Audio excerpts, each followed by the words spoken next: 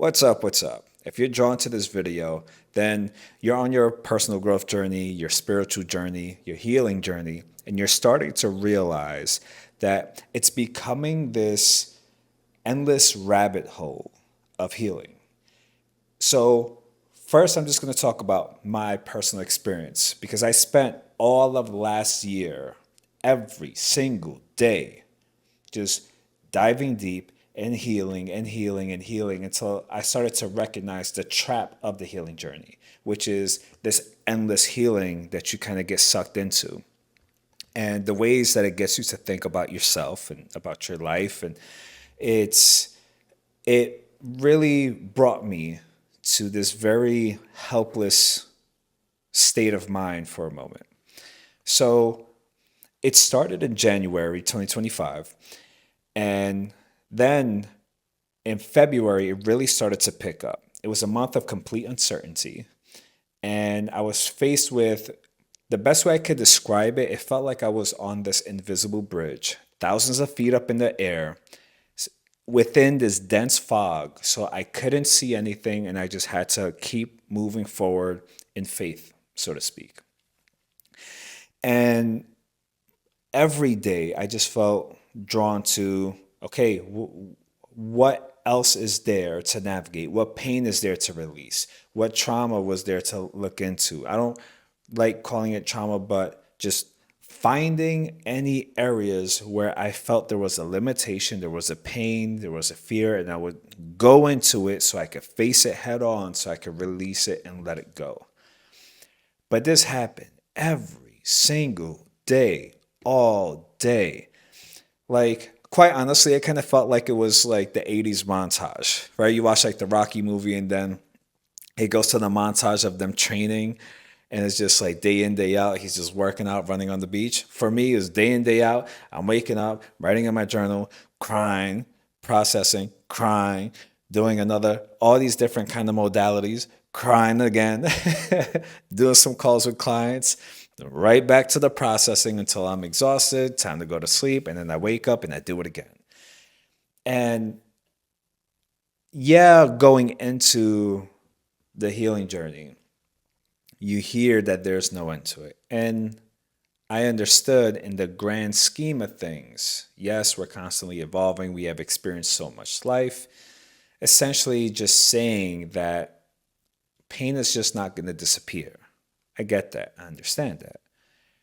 But 8, 9 months like into it, and it's still like the same intensity, but now adding more of like the hopelessness and the helplessness into it because it's like I'm doing the work. I'm doing work nobody would even dare to do. And I'm not being forced to do it. I'm like choosing to walk into the fire time and time and time again.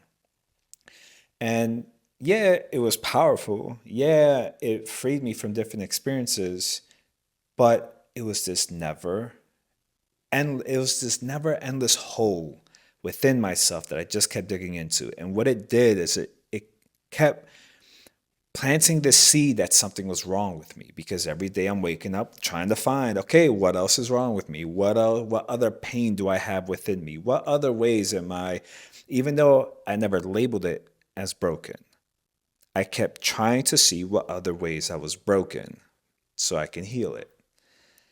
And I started to see that I was looking at my past experiences, my current experience of through a lens of pain.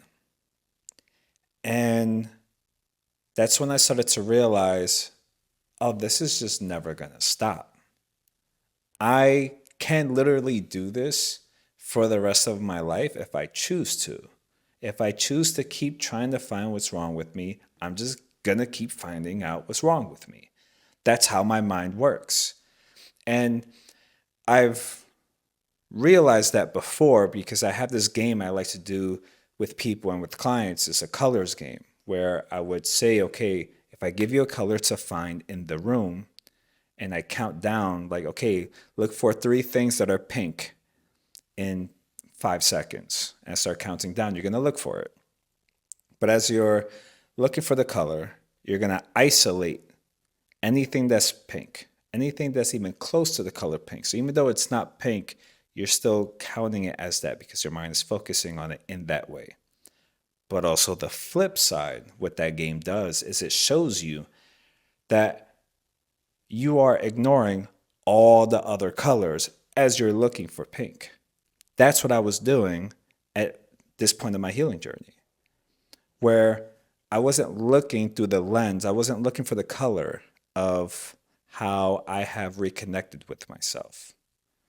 And that's why I don't even want to say healed because that's not really what it is. This whole trap of it all, this endless loop really got me. I never liked the word trauma, and I understand now more than ever why it really irritated my soul when I would hear the word wound or trauma or, whatever ways that it's worded where it sounds like an infliction, because it's not that. All it really is. So let me just close that one part about the mind. Because I was looking for the color of how I was broken, I was finding it every single day.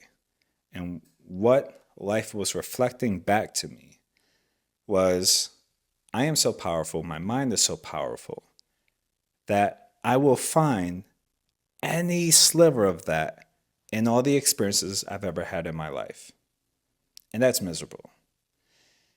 Then I now started to see, okay, that's not what's happening. It's not so much trying to heal it. Essentially, as you go through the healing journey, you start to realize you're just reconnecting with yourself. You're coming across different areas, different moments that are still living in your mind, right? As people like to say, rent-free.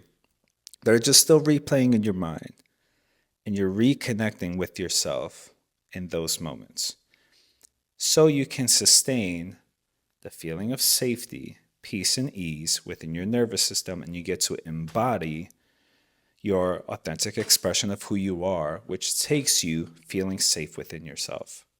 When you're in survival mode, it's almost like Snickers. You're not you when you're in survival, because you're scanning and you're frantic, and that's the whole point of the healing journey. I don't even like to call it the healing journey. You know what? The reconnection journey. That's what I'm going to call it. That's the whole point of the reconnection journey. It's for you to come across all the areas where you have disconnected from yourself, abandoned yourself, and you just grab yourself by the hand again and reassure yourself, hey, my bad, I'm sorry, that's never going to happen again. I am here with you forever now, moving forward. And if there's ever a time, and if there's ever a time that I do happen to lose sight of our connection and I let your hand go, I will come back to you sooner than later, as fast as possible. In my mind, I kind of combined those two and almost threw me off. But that's what's happening. And it got me to really see there's nothing to undo. In going down the endless rabbit hole and attempting to heal, it's attempting to essentially undo the pain of the past. That's going to be, and I'll tell you right now, it's going to be an endless game. You're not going to be able to be present to enjoy life. What it is just you reconnecting with yourself. And if you come across any moments throughout the day where you're overthinking and you're stressed out and you're freaking out or any negative emotion, the reason why it stands out so much is it's a notification that you're just needing connection in that moment, connection with yourself. So the best way I like to describe it, it's like your phone has notifications, but there's notifications that override all the other notifications. It's like when your phone drops to 20% battery. When that happens, it pops up from the top of your screen, or sometimes it's just a notification that stops everything and lets you know, hey, your phone's at 20%. And if you look at it from the lens of you've done something bad or you're trying to figure out why it's at 20%, that's not what the phone is asking for. The like to dive deep into it and figure out like, okay, like, was I watching videos? No, like, was I playing games? Was I on social media? Is that why? Did I like, was I watching too many YouTube videos? Or like, what, like, and then you see it goes now to 10%. And then you start thinking about all the things you can't do. And you're like, well, now I can't text and I can't really do too long of a phone call because it's like, it's going to drain too much energy. And now I can't really watch a video. Oh my God, it's at 5%. All the phone is asking for is for you to connect it. You connect it, the battery would recharge, and then you'll be able to use the phone again, no problem. That's all that's happening with us. It's not to go into the past and dive into it and why is this happening? You just it's literally so simple. You just disconnect it from yourself. When you reconnect, and reconnecting, I don't even like to go down the path of calling it meditation because I noticed with myself and I also noticed with other people that there's times where there's a motive behind meditation. And sometimes the motive is like, oh, I'm going to connect with spirit. I'm going to connect with God. I'm going to do this, or I'm going to try to quiet my mind, right? Whatever, that's still a motive. And whenever there's a motive, you can tell if you're not accomplishing the thing. And that gets in the way of being able to just connect with yourself. So connecting with yourself could just look like sitting in silence. You're just being with yourself uninterrupted. And the more you remove the expectations of what that looks like, you actually can reconnect quicker and quicker and quicker. And you're able to sustain the connection longer during those periods of time rather than trying to force yourself to meditate. And you're only able to get like 2-3 minutes out of it, or even if you are able to meditate and it's like, okay, you do the whole third eye, all that stuff. Not to say, I know I'm very spiritual, by the way. I'm very spiritual. So yes, I do believe in that stuff and I know of that stuff. I'm very aware. I'm tuned in myself. But also that gets in the way of you just being present with yourself and you connecting with yourself when there's a motive. You can still do those meditations, but understand if you still feel depleted, it's because you have not, Jesus, you have not connected with yourself. So creating the space to just be with yourself with no expectations, right? Being able to just be. Now you're able to create this connection with yourself, increasing your capacity. The same way the capacity of the usage of the phone increases when you charge it to 100%. You can make FaceTime calls. You could watch videos, phone calls, texts, social media. You could do any and everything because the phone is fully charged. The capacity is increased. But when it's at 20%, 10%, the capacity is very small. So it's just allowing yourself to acknowledge, how does it feel when you connect with yourself? And there's a very distinctive feeling to it. As you feel for that, that's really the most you're trying to do when you're spending that uninterrupted time with yourself. Is just feel for anything that's in the realm of you connecting with you. And that could be feeling relaxation.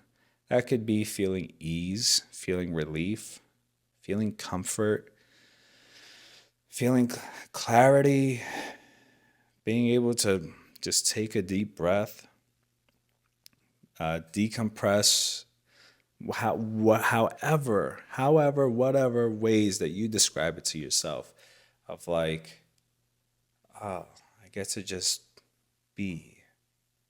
You're in real time recharging and connecting with yourself.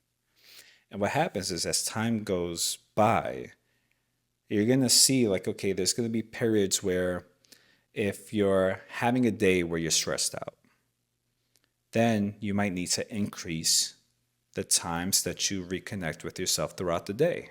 Maybe you enjoy doing it at the beginning of the day. And if you're having a rough time, you're like, okay, I need to fit in like a 10-minute pocket of just reconnecting with myself. Let me go for a walk. Let me just sit in my car. Let me sit. Just finding a way to just fit that in because you just need a little recharge. You don't need more coffee. You need a recharge. And let's say, or you enjoy meditating at night, but you're starting to notice, hey, based on how I'm feeling and the feedback my body is giving me through the notifications of negative emotions, I feel having time in the beginning of the day actually increases my capacity for me to be me and really sustain this peace and ease and connection with myself.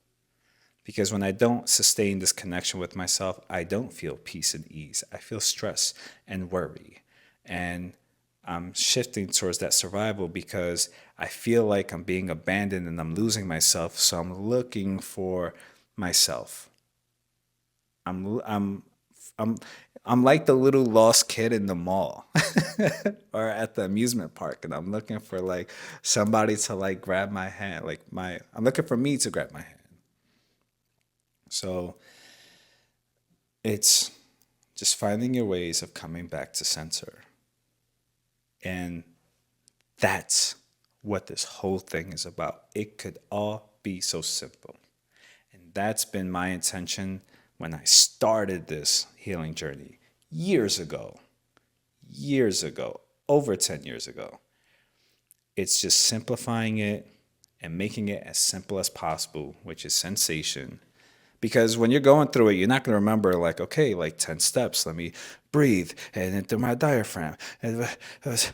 When you're if you're being honest, every time you're freaking out, like you're going through turbulence and it's like a shit storm, you're not doing any of that. You ain't doing any of that. Stop lying. You're not. I know because I'm not. Sometimes I just be going through it. And as you sustain the connection with yourself, your sensitivity heightens. You can feel, okay, like this starts to happen. And the tricky thing, and like you can come back sooner. But the tricky thing also to acknowledge is as you continue on this personal growth journey, spiritual journey, reconnection journey, right? Fuck healing, fuck trauma, this reconnection journey.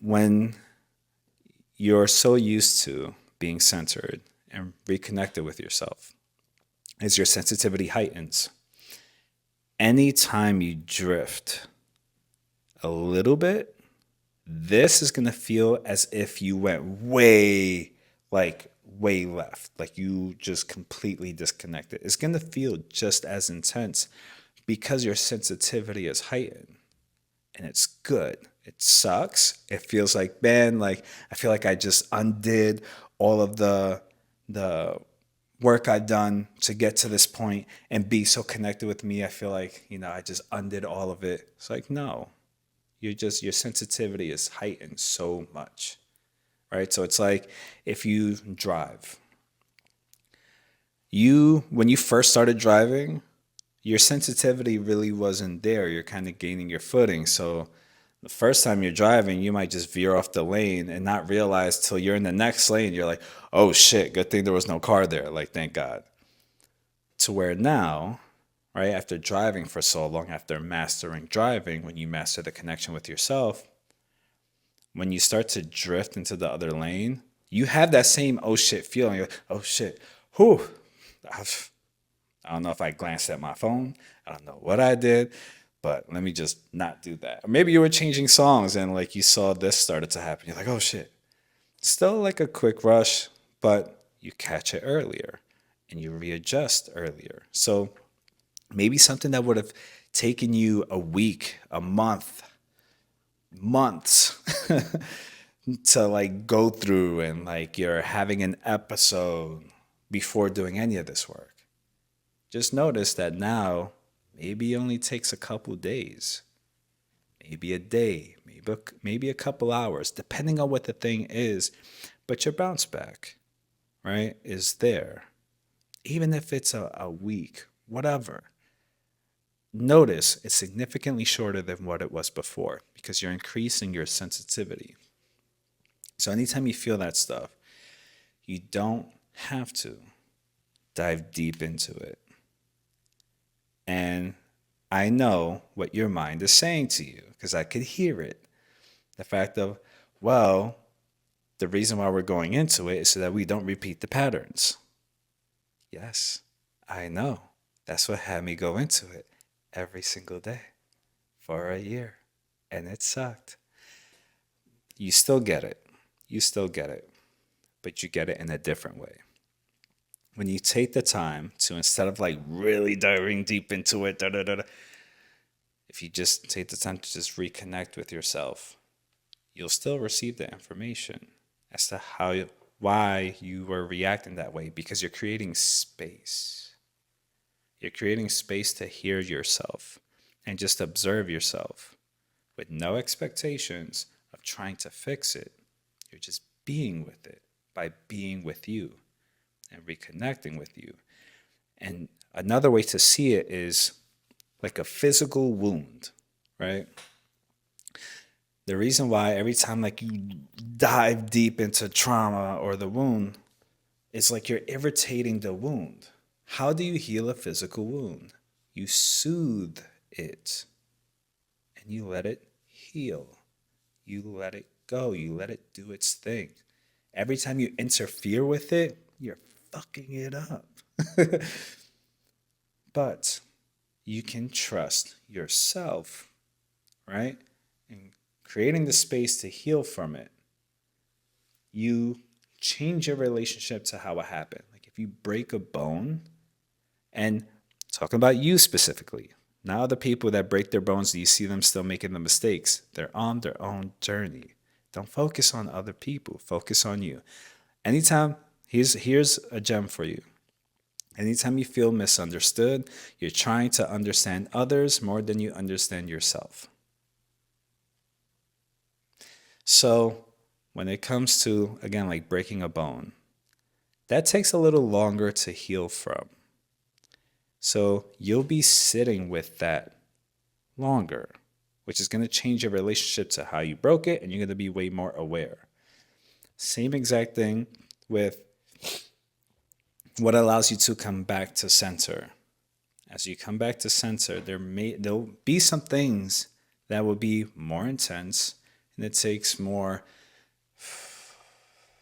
soothing, more presence, right? It takes more presence because healing could also be a distracting thing. It just takes presence. And that period of soothing and being with yourself and caring about how you feel, you'll receive the insights as to how it happened, why it happened that way, how you showed up, just by being with yourself. This is why everything and everybody says you have the answers within you.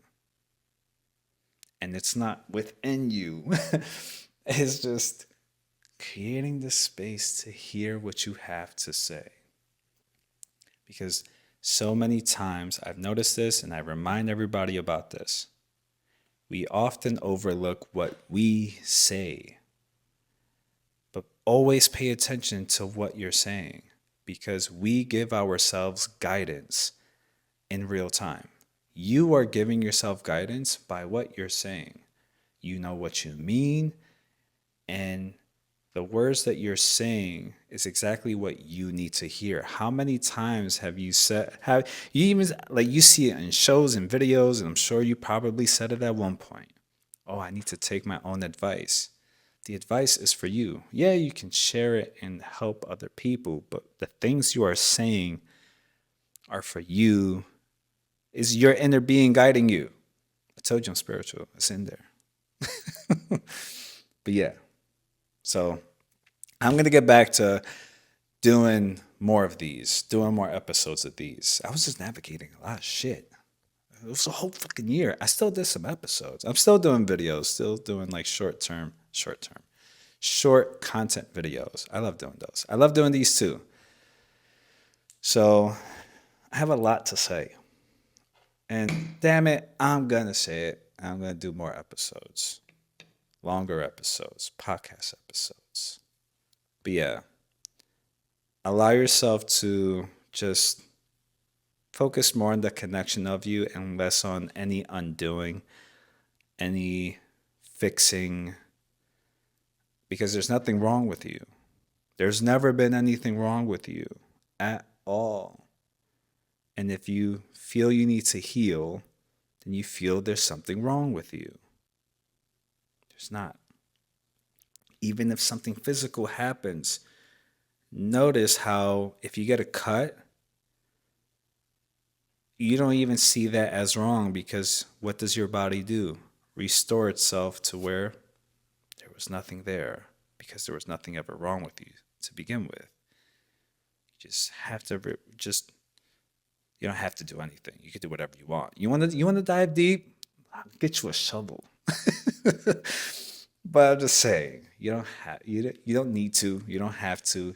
If you want to, you get to connect with yourself.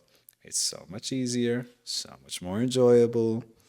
It's way more effortless. I mean, think about it. I'll end with this, but just think about it.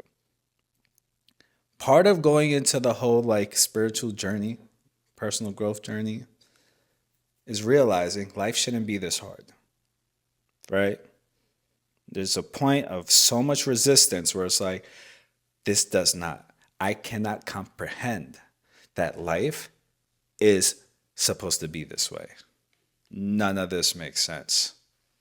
And before I opt out of all of this, I'm going to opt out of that way of living, because it's not supposed to be this hard. And so if that's what got you into this journey, why in this journey would that thought come up of like, this shouldn't be this hard either? Like, it's the same thing. And it's just life showing that the deeper layer is still there. The deeper pattern is still there, which is believing that there was something wrong with you, because there's not. You're perfect just the way you are. I'm about to start at iTunes and Spotify. I don't have Spotify, I use YouTube Music. All right. So I'm wishing you an amazing day. Because I'm going way off topic. I'm wishing you an amazing day. And if it's nighttime by you, I'm wishing you an amazing night. And I will catch you later.